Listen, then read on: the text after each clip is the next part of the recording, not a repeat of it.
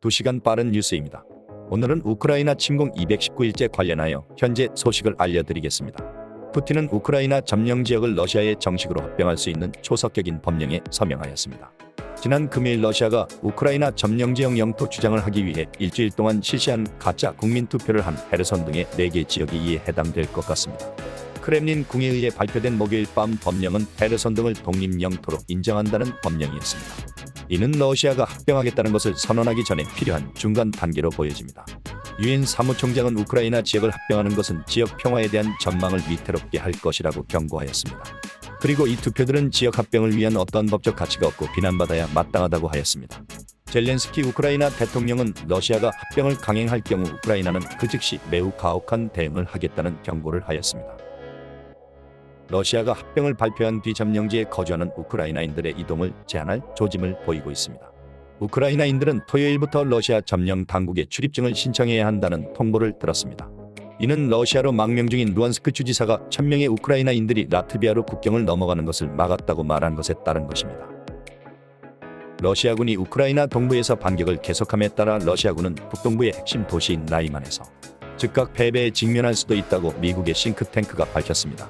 전쟁연구소는 러시아 보고서를 인용, 우크라이나군이 루안스크 서부를 따라 있는 러시아군의 진지를 위협할 수 있게 될 것이라고 말했습니다.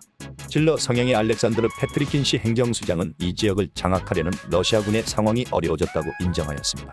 우크라이나군은 쿠피안스크 전역을 확보하고 러시아군을 우크라이나 북동부 도시를 가르는 강 동쪽 2개 남은 위치에서 몰아냈습니다. 전략적인 철도 분기점인 쿠피안스크의 대부분은 우크라이나군의 반격의 일환으로 이달 초 탈환되었습니다.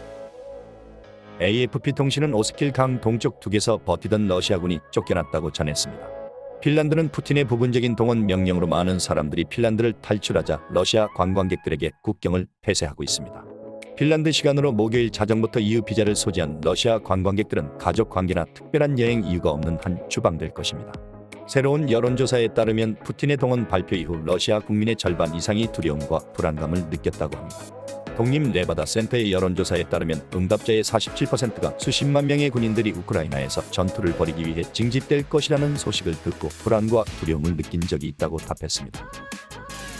북대서양조약기구는 2개의 노르드 스트림 파이프라인에서 누출이 발견된 후 자신들이 신중하고 무모하며 무책임한 파괴행위라고 묘사한 것에 대해 단호한 대응을 다짐했습니다. 스웨덴 당국은 파이프라인 중 하나에서 4번째 누출이 발생했다고 보고했습니다. 이 송유관 운영자에 따르면 파손된 노르드 스트림 1 송유관에서 월요일부터 가스 누출이 중단될 것으로 보입니다. 대변인은 피해가 평가될 때까지 송유관의 향후 가동에 대해 어떤 예측도 할 수 없다고 하였습니다. 러시아 크렘린궁은 노르드 스트림 파이프라인에서 발생한 사건들이 테러 행위로 보인다고 말했습니다. 드미트리 페스코프 크렘린 대변인은 아마도 외국의 소행일 것이라고 말했습니다. 러시아 외무부는 노르드 스트림에서의 사고는 미국 정보기관이 통제하는 지역에서 발생했다고 주장했습니다. 유럽연합 집행위원장은 우크라이나와의 전쟁 격화에 대한 대가를 치르게 하기 위해 가디언이 본 제재법 초안을 포함한 8번째 제재안을 발표했습니다. 빅토르 오르반 총리의 비서실장인 게르게리 굴야스는 헝가리는 이 계획 안에 포함된 에너지 제재를 지지할 수 없으며 지지하지 않을 것이라고 말했습니다.